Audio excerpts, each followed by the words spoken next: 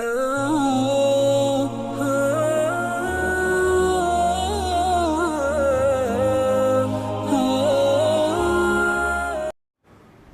اس رب سے کیا کرو؟ ڈرو۔ کتنی خوبصورت آیت ہے ایسے موقع پہ۔ پھر آگے کیا فرمایا؟ وَاتَّقُوا اللَّهَ الَّذِي تَسَاءَلُونَ بِهِ وَالْأَرْحَامَ، اس رب سے ڈرو جس کا واسطہ دے کے تم ایک دوسرے سے حقوق لیتے ہو، اور ارحام اور رشتہ داری کا بھی واسطہ دیتے ہو۔ یعنی اللہ نے ایک اور انعام گنوا دیا اپنا، کہ اس رب سے ڈرو کہ جب تمہیں کوئی ضرورت پڑتی ہے نا اپنا حق لینے کی، تو واسطہ کس کا دیتے ہو؟ خدا کا۔ آپ پیسے لے کے کھا جائیں کوئی واسطہ نہیں، دوسرا کھا جائے تو آپ کہتے ہیں اللہ سے ڈر، کیونکہ آپ کو پتہ ہے نہ پولیس میرے کام آئے گی، نہ کیس کر سکتا ہوں، محلے کا دادا ہے، تو آخر میں اینڈ میں آپ کے پاس اللہ رہ جاتا ہے ڈرانے کے لیے۔ تو اللہ کہتے ہیں کہ جب اپنا حق لینے کے لیے اللہ کا حوالہ دیتے ہو تو میری اطاعت کرنے میں بھی تو اس اللہ کو یاد کیا کرو۔ اور آگے کیا فرمایا؟ والارحام، ادھر توجہ بھائی، یہ درمیان میں نہ کھڑے ہوا کریں بالکل۔ والارحام، اور رشتہ داری کا بھی واسطہ دیتے ہو جو اس نکاح کے نتیجے میں وجود میں آئی۔ لوگ رشتوں کا خیال کرتے ہیں کہ نہیں کرتے؟ کسی نہ کسی حد تک تو کر رہے ہوتے ہیں، بھائی یہ میرا باپ ہے، یہ میری اماں ہے، یہ میری بیگم ہے، یہ میرا بچہ ہے، یہ میرا داماد ہے، یہ میری ساس ہے، یہ میرا بھائی ہے، یہ میری بہن ہے۔ تو ایک دوسرے کو واسطے دیتے ہیں کہ نہیں دیتے؟ بھائی تو باپ کہتا ہے بھائی تو بیٹا ہوں، میں تیرا باپ ہوں، تو اسی کا خیال کر لے، بیٹا میں تجھے کہہ رہا ہوں پانی پلا اور تو نہیں پلا رہا۔ تو باپ یہ تھوڑی کہے گا کہ میں ایک انسان ہوں۔ باپ کیا کہے گا؟ میں تیرا باپ ہوں۔ وہ یہ نہیں کہے گا انسانیت کے ناطے، کہے گا بھائی میرا حق پہلے ہے۔ بیٹے نے ابا سے پیسے مانگے، ابا نہیں دے رہے،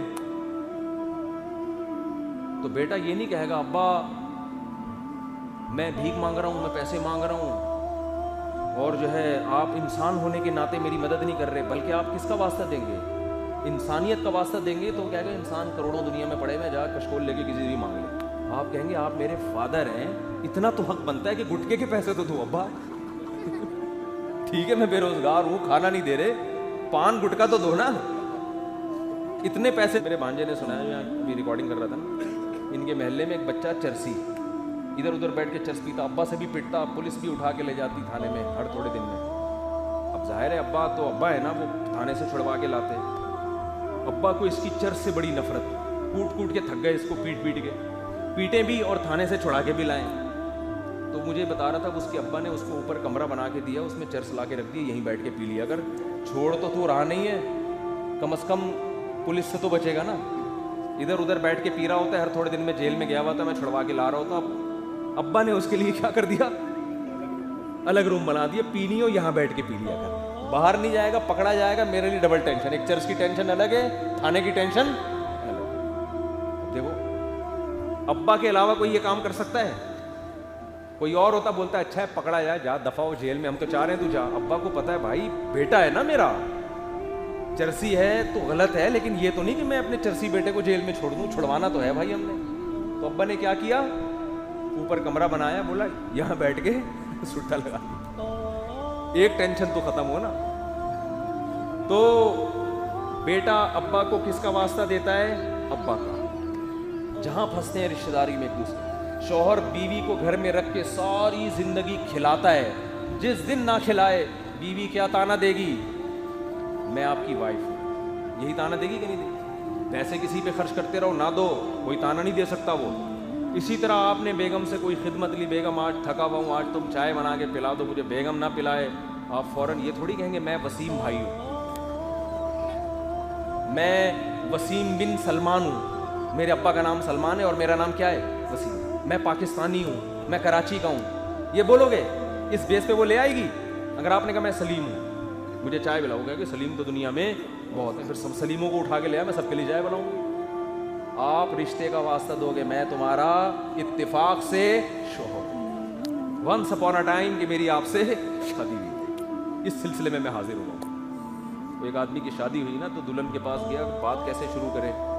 ابے تو شروع کر دے جیسے کر، لیکن وہ بڑے ادیب تھے، انہوں نے کہا بڑی ہر بات پہلے تمیز سے ہونی چاہیے، تو بہت دیر سوچتا رہا شروع کیسے کروں، تو ایسے شروع کی کہ میری کل آپ سے شادی ہوئی تھی، اس سلسلے میں حاضر ہوا میں آپ کے پاس، میری کل آپ سے شادی ہوئی تھی، اس سلسلے میں حاضر ہوں۔ تو ابا کو آپ واسطہ کس کا دیں گے؟ ابا کا. تو یہ جو ابا وجود میں آئے، اماں وجود میں آئی، بیٹا وجود میں آیا، پھر بہویں، ساس بہو کو کس کا تانا دیتی ہے؟ تو میری بہو ہو کے میری خدمت نہیں کر رہی ہے بھائی. یہ رشتے اگر نہ ہوں تو ہر آدمی انڈیپینڈنٹ ہو جائے، اپنا کھاؤ، اپنا کماؤ، اپنے مرو، بس. کوئی جنازہ بھی نہیں پڑے گا آپ کا. جنازہ بھی آج کل رشتے دار ہی پڑھ رہے ہوتے ہیں. اگر کوئی پڑھ رہا ہے نا دوسرے، تو وہ بھی آپ کے رشتے داروں کے ریلیٹیو ہوتے ہیں، ان کے تعلق کے متعلقین ہوتے ہیں، ان کے تعلق سے. اصل تو ساری بیس ہی کہاں سے شروع ہوتی ہے؟ رشتوں سے. اور رشتے وجود میں آتے ہیں اس عمل سے جو میاں بیوی کے درمیان ابھی عقد وجود میں آنے والا ہے نکاح کے موقع پہ. تو اللہ نے ان رشتوں کا بھی واسطہ دیا. فرمائے جو نکاح کے نتیجے میں رشتے وجود میں آ رہے ہیں، تمہارے ابا کا نکاح اماں سے ہوا، اس کے نتیجے میں پھر تبھی تو تمہارا ابا بیٹی کی شادی کے لیے اتنا پریشان تھا کہ ابا ہے وہ، اسی نے اس داماد کو تلاش کیا، ہاں بھائی یہ بندہ میرے لیے ٹھیک لگ رہا ہے بیٹی کے لیے. تو یہ جو تمہیں نعمت مل رہی ہے یہ کن بیسس پہ مل رہی ہے؟ رشتوں کی. اور انہی رشتوں کے تم واسطے دیتے ہو. تو یہ رشتے بنانے والا کون ہے؟ اللہ. اس اللہ سے ڈرو. میاں بیوی کو بتایا جا رہا ہو، اور عین اس نکاح کے موقع پہ اس اللہ کے احسانات کی دھجیاں اڑائی جا رہی ہوتی ہیں. ڈانس، لڑکے لڑکیاں، مکس گیدرنگ جو ہوتا ہے شادی ہالوں میں. میں تو کہتا ہوں یار اتنی بڑی اللہ نے نعمت دی تمہیں، نکاح کے بندھن میں باندھ لیا. یہ ہم ہندو تھوڑی ہیں، ہم عیسائی تھوڑی ہیں بھائی، ہم ملحد تھوڑی ہیں کہ یہ خود سے ہو رہا ہے. او بھائی یہ تو اللہ کا بنایا ہوا نظام ہے، ہم اس نظام سے فائدہ اٹھا رہے ہیں، اور بے پناہ فائدہ. تو کم از کم اس موقع پر تو انسان یہ ناچ گانے اور بے پردگی اور شراب کباب نہ ہو. یہ خدا کو کتنا غضب آئے گا. اور اس کا اللہ انتقام لیتے ہیں. انتقام کیا لیتے ہیں؟ دیکھ لو ان لبرل لوگوں کے ہاں کیسے عشق معاشقے ہوتے ہیں، شادی کے تھوڑے دنوں بعد ان کے پھڈے اسٹارٹ. نفس پرستی ہے نا، خواہشات کے غلام ہیں. ڈائلاگ بڑے ہوں گے، ڈائلاگ بڑے ہوتے ہیں ایسے، اور ہم یوں ایکچولی ایک دوسرے کو صبر تحمل. اور آپ حالات جا کے دیکھو گے تو وہ ریلیشن نہیں ہوتا جو دینداروں میں آپس میں ریلیشن، قربانی کے جذبے نہیں ہوتے. میں اکثر ایک واقعہ بتاتا ہوں. ہمارے ایک دوست نے بتایا، میں نے غریب رکشے والے پٹھان کو دیکھا، اس کی بیوی ہاسپٹل میں تھی، وہ بیچارہ رکشے والے کا انتقال ہوا نا، اس کی بیوی کو اتنا غم ہوا ہے کہ اپنے شوہر کے جوتے اٹھا کے اپنے سر پہ رکھ لیے اس پہ، کہ میرے سر کا تاج دنیا سے چلا گیا. کیا تاج تھا بیچارہ، رکشہ چلا کے کیا کھلاتا ہوگا. کتنی محبت. یہ محبتیں آپ کو فلموں ڈراموں میں تو نظر آئیں گی، لیکن ان فلمیں ڈرامے والوں کی جو پریکٹیکل لائف ہے اس میں نظر نہیں آئیں گی آپ، اس میں نظر نہیں آئیں گی آپ. لیکن رکشے والوں، ٹماٹر والوں کے ہاں یہ محبتیں آپ کو نظر نہیں آئیں گی، کہ ڈائلاگ نہیں ملیں گے آپ کو. لیکن جب آپ ان کے گھروں میں جا کے دیکھو گے تو اس سے زیادہ محبتیں نظر آئیں گی آپ کو. جو قربانی دے رہا ہے، جو خرچ کر رہا ہے، وفا ملے گی آپ کو، کیونکہ نفسانی خواہشات کے غلام نہیں ہوتے. خیر جلدی سے میں یہ خطبے کا ترجمہ کر کے پھر اپنے اصل ٹاپک پر آتا ہوں. جب ہو ہی گیا تو ایک دفعہ ہو ہی جائے. بہت سے لوگ کئی دفعہ پرچیاں دے چکے ہیں خطبے کا ترجمہ. جلدی جلدی جلدی تو ہم کیا کرتے ہیں، واتقوا اللہ الذی تساءلون بہ الارحام. دولہا دلہن کو سمجھایا جا رہا تھا انسان کے بچے بن جاؤ.